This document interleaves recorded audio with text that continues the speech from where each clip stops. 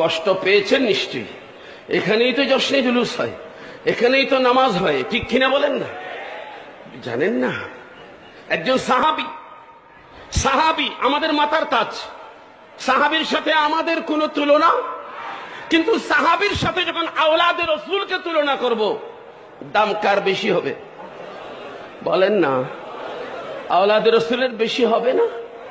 জানি না, আমাদের প্রিন্সিপাল সাহেব, মুফতি সাহেব, আমাদের বড় মুফতি সাহেব কাজী আব্দুল ওয়াজেদ সাহেব আছেন, আরো মুফতিয়ানে কেরাম আছেন, উনারা আমার সাথে কোন ধরনের বিরোধিতা করলে আমি কি করব আমি জানি না। আমি বলতেছি, আমার জমির বলতেছে, আমার ঈমান এবং আকীদা বলতেছে, সাহাবীর শান অবশ্যই আমাদের মাথার উপর, কিন্তু সত্যিকারের আওলাদে রাসূলের শান পৃথিবীর সেই মুহূর্তে নয়, কিয়ামত পর্যন্ত আওলাদে রাসূলদের শান একজন সাহাবীর শানের সমান হবে না বেশি হবে? বেশি হবে। কাদেসিয়ার ময়দানে হযরতে খালিদ বিন ওয়ালিদ রাদিয়াল্লাহু তাআলা আনহু যুদ্ধ করেছিলেন ঘোড়ার পিঠে চড়ে।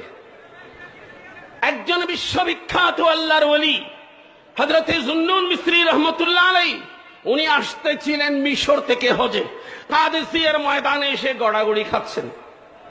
মুরিদানরা মনে করেছেন বায়ু চড়া হয়েছে, পানি দিই। বলে কি করছো? বলে হুজুর মনে হয় গরম বেশি লাগছে। মোটেও না, কাদেসিয়ার জমিন, এখানে আমার নবীর সাহাবী, সেই সাহাবী বসেছেন একটা ঘোড়ায়, ওই ঘোড়া দৌড়েছে কাদেসিয়ার ময়দানে। ঘোড়ার খুর থেকে, পা থেকে যে নূরানি ফয়েজ পড়েছে, আমি গড়াগড়ি খেয়ে সেই নূরের ফয়েজ নিচ্ছি। কিরে বাবা, সাহাবী নয়, সাহাবী যে ঘোড়ায় বসেছে সে ঘোড়ার পা থেকে ঝরেছে, সেখান থেকে গড়াগড়ি খাচ্ছে নূরের ফয়েজ নেওয়ার জন্য। তো আমার প্রিয় নবীর নূরানি সন্তান যে ময়দানে, যে নাজির পাড়ার এই জামিয়াতে ময়দানে কদম রেখেছেন, যদি বুঝতেন, ও নাজির পাড়াবাসী, হে আমার খতিবেরাতবাসী, হে এলাকাবাসী, হে আমার পীর ভাইয়েরা, যদি বুঝতেন এই ময়দানে এইভাবে নয়, এই ময়দানে গড়াগড়ি খেয়ে এই ময়দানের ধুলো নেওয়ার চেষ্টা করতেন।